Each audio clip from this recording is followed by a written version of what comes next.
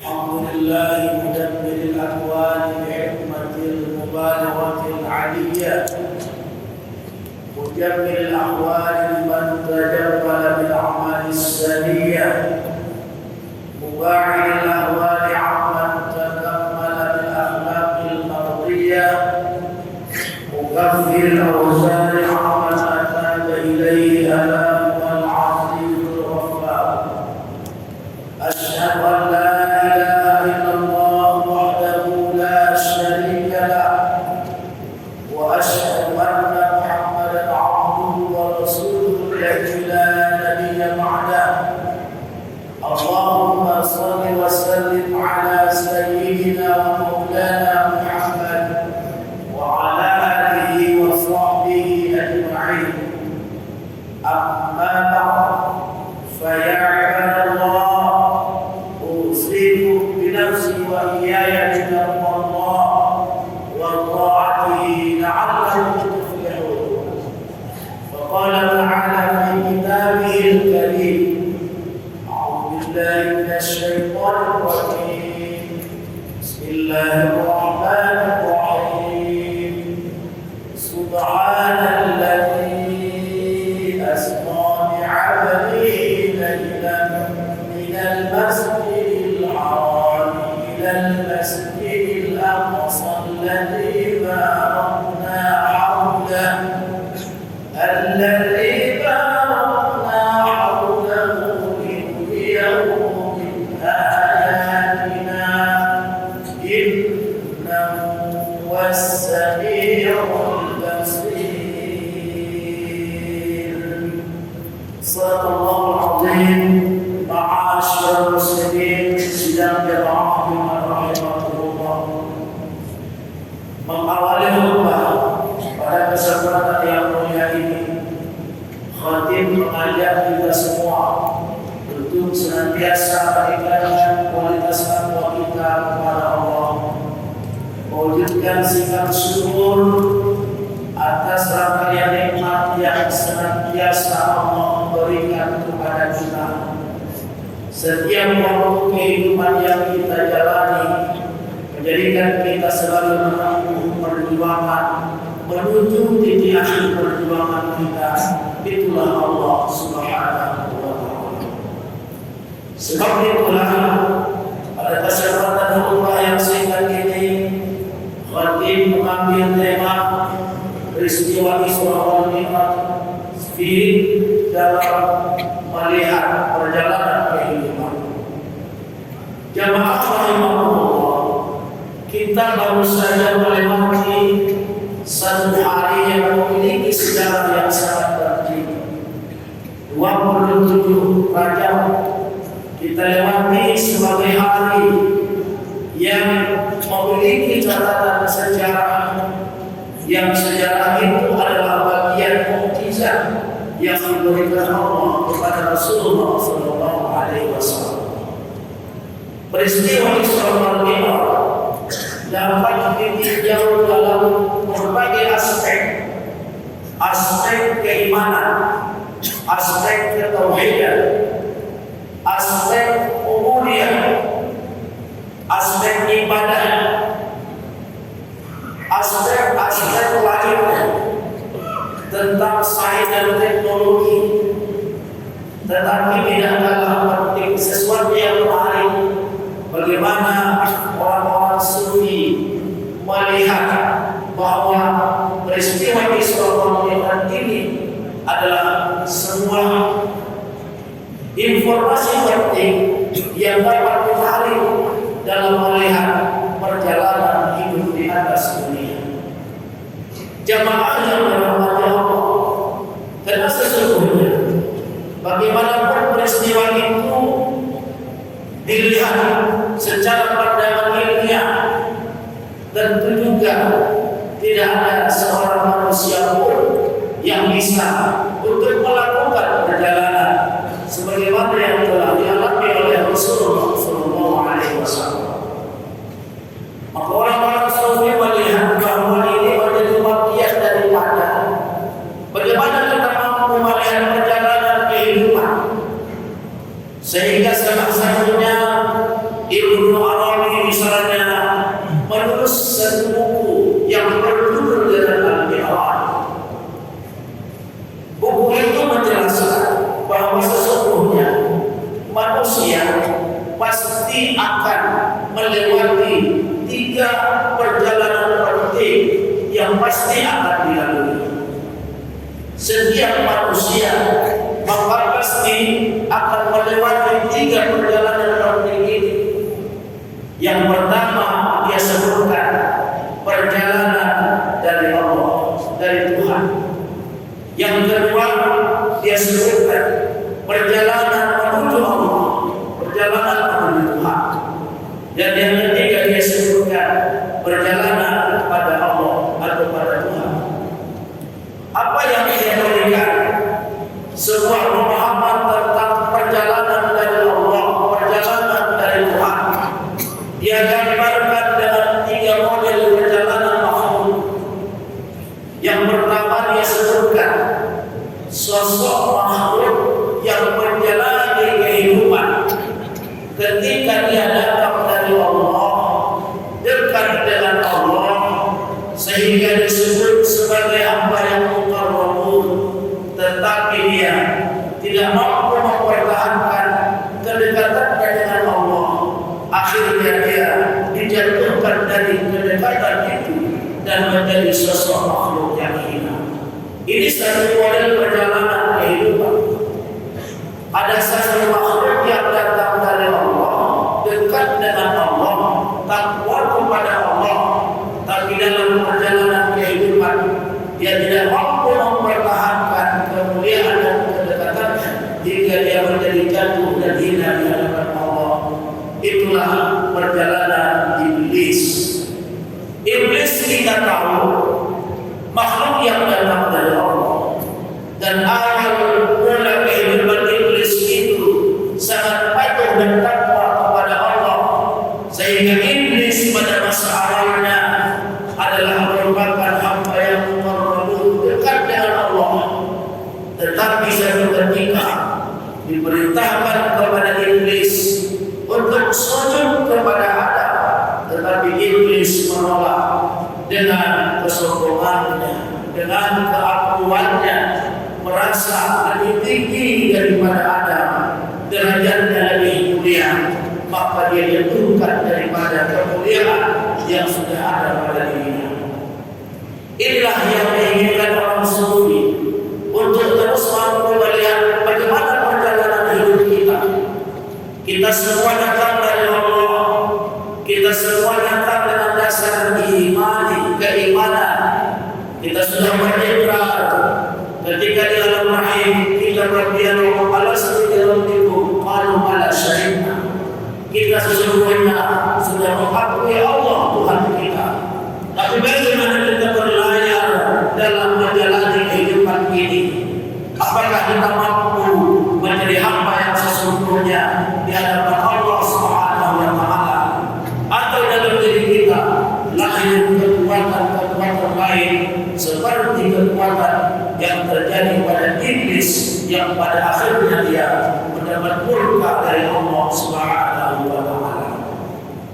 Yang kedua, perjalanan makhluk yang datang dari Allah sudah membangun kedekatan dengan Allah dengan rangkaian ibadah yang dia kerjakan, tapi dia malu untuk dekat dengan Allah. Agaknya bahasa ini perlu diuraikan dengan sebuah riwayat.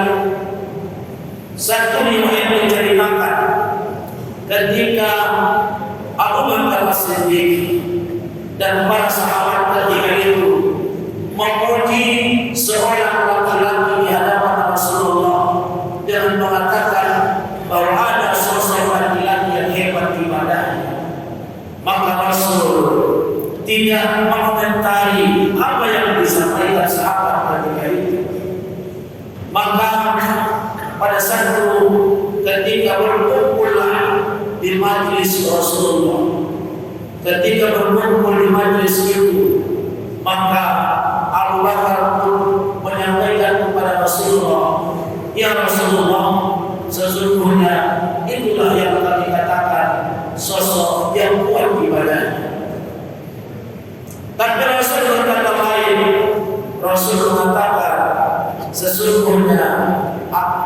melihat seekor di wajahnya.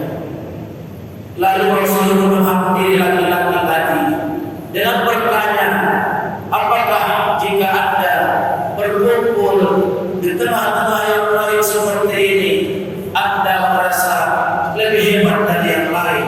Nah, ya Rasulullah. Anda merasa lebih baik dari yang lain? Nah, ya Rasulullah. Anda merasa lebih suci dari yang lain? Nah, ya Rasulullah. Maka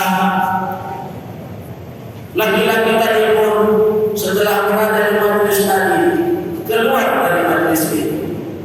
Rasul berkata kepada para sahabat ketika itu, siapa yang berani membunuhnya? Diceritakan bahwa berangkatlah Abu Bakar, dia cari laki-laki tadi, tetapi Abu Bakar kembali kepada Rasul dengan pedang yang putih. Abu Bakar berkata, bagaimana aku bisa membunuhnya wahai Rasulullah, sedang dia sedang dalam keadaan rukuk di dalam masjid.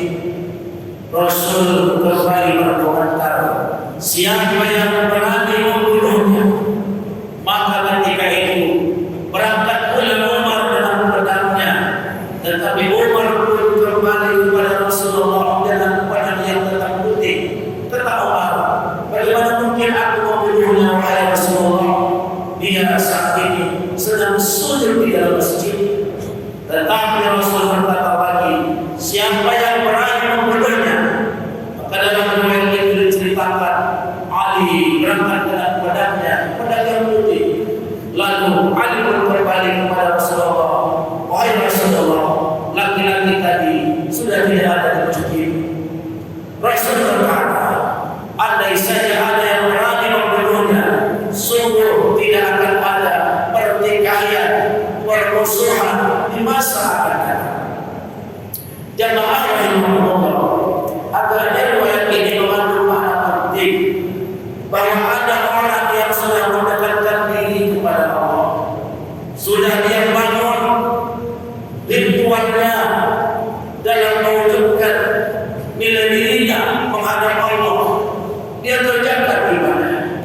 Tetapi pada sisi lain muncul dalam dirinya egoisme yang menjadikan seakan-akan dialah yang lebih benar dari yang lain, dialah yang lebih terpuji dari yang lain, dialah yang lebih suci dari yang lain.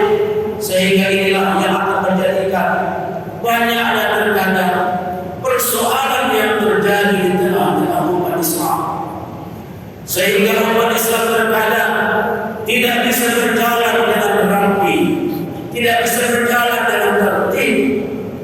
Terkadang kita melihat banyak masjid-masjid yang tidak terselenggara dengan baik. Disebabkan apa? Disebabkan tidak jalan pertikaian yang muncul di tengah-tengah manusia yang kadang-kadang sama-sama membawa bendera agama, membawa bendera kebenaran, sehingga inilah juga yang akan menjadi penyebab tidak menjadikan Islam itu tertata dengan baik, tetapi banyak kadang-kadang yang menjadi menghafal kemajuan dan kemenangan kita di tengah-tengah kehidupan ini.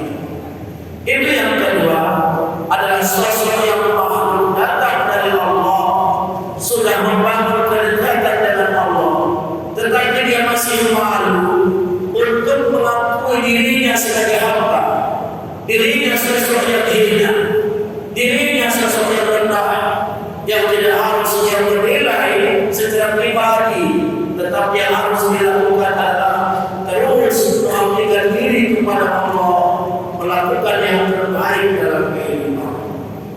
Yang ketiga, contoh perjalanan makhluk, kata Ibnu Arabi, adalah sosok makhluk yang datang dari Allah, dekat dengan Allah, hadir di atas dunia, membawa misi Allah untuk mendidik manusia kepada kebenaran dan kebaikan.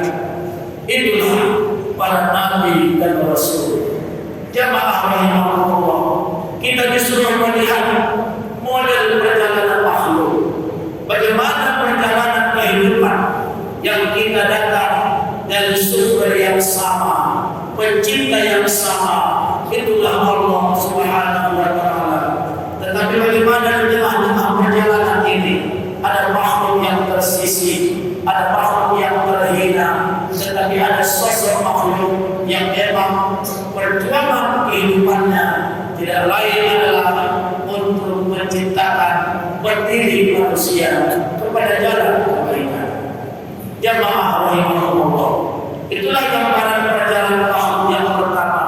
Ketika setiap manusia akan melewati perjalanan itu, manusia datang dari Allah Subhanahu wa Ta'ala. Yang kedua, perjalanan menuju Allah.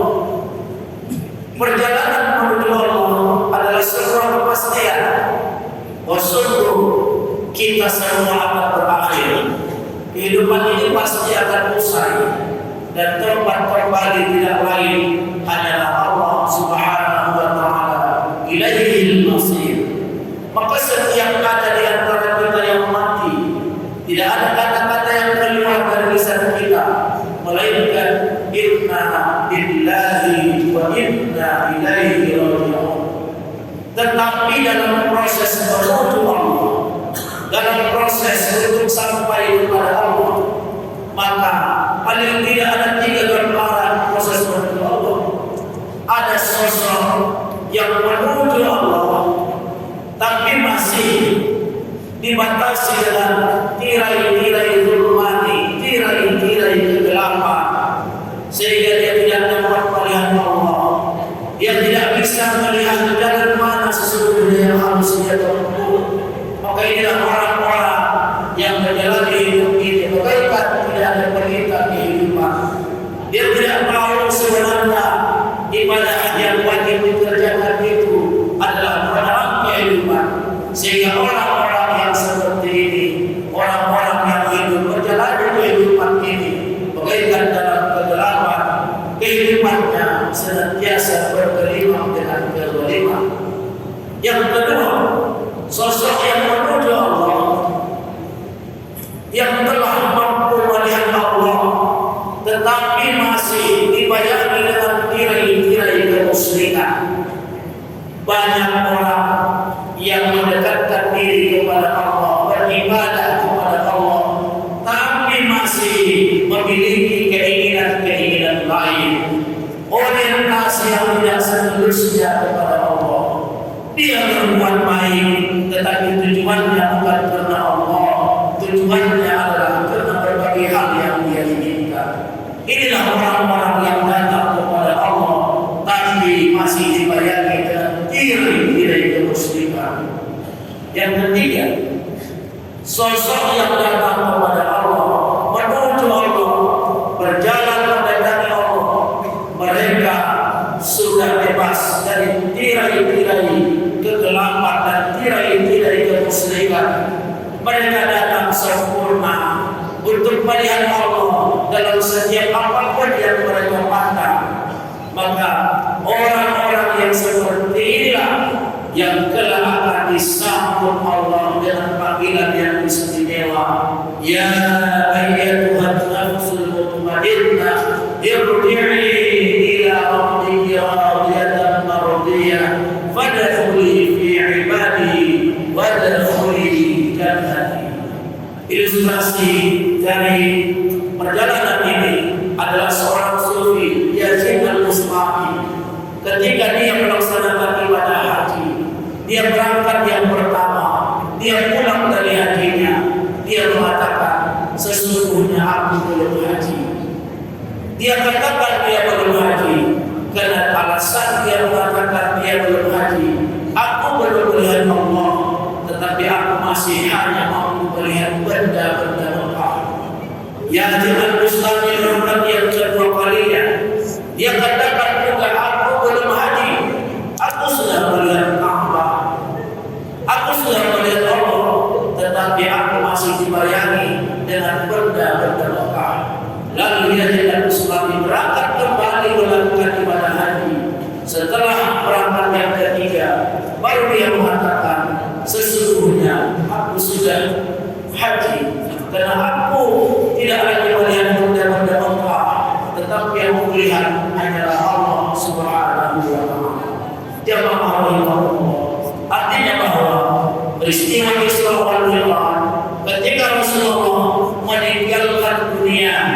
bertemu dengan Allah, menghadap Allah. Itu menggambarkan bahwa sesungguhnya jalan akhir kehidupan ini tidak lagi adalah Allah. Ada seorang suku yang berkomentar, andai saja aku yang diberikan perjalanan Isra Mi'raj seperti Rasulullah, sungguh aku tidak akan kembali lagi di dunia karena sudah bertemu dengan Allah. Karena sesungguhnya akhir dari perjalanan dunia ini juga hanyalah untuk menuju Allah Subhanahu wa Ta'ala. Mudah-mudahan menjadi inspirasi yang kuat bagi kita semua. Bagaimana kita dalam menghadapi perjalanan hidup ini, ketika kita datang dari Allah, apa yang kita lakukan dalam kehidupan ini, dan ketika kita berkunjung Allah dalam mengakhiri kehidupan kita, bayangan mana yang menghambat keutuhan kita kepada Allah. Maka mari kita berdoa, mari kita beristighfar, mari kita sucikan hati dan pikiran kita agar kita dapat menjalani hidup ini dan kita akan sempurna kembali kepada Allah Subhanahu wa Ta'ala. Amin ya rabbal alamin. Barakallahu li wa lakum fil Qur'anil azim wa nafa'ani wa iyyakum bima fihi min al-ayati wa dhikril hakim. Aqulu qawli hadha wa astaghfirullah li wa lakum wa lisa'iril muslimin wal muslimat fastaghfiruhu innahu huwal ghafurur rahim.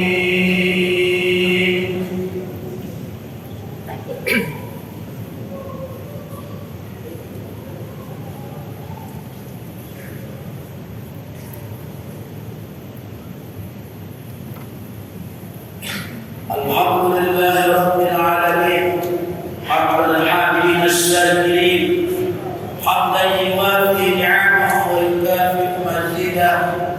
Ya rabbana lakal hamdu wa lakas syukru kama yanbaghi li jalalatikal karim wa 'azimi sultanik. Ashhadu an la ilaha illallah wahdahu la syarika lah wa ashhadu anna Muhammadan 'abduhu wa rasuluhu alladzi la nabiyya ba'dah. Allahumma salli wa sallim ala sayyidina wa maulana Muhammad wa ala alihi wa sahbihi ajma'in. Amma ba'd, fa ya ibadallah, usikum bi nafsi wa iyaya bi taqwallah wa ta'atihi la'allakum tuflihun. Faqala ta'ala fi kitabihi al-karim, inna Allaha wa malaikatahu yusalluna 'alan nabi ya ayyuhalladzina amanu sallu 'alaihi wa sallimu taslima. Allahumma salli ala sayyidina Muhammad wa ala ali Muhammad kama sallaita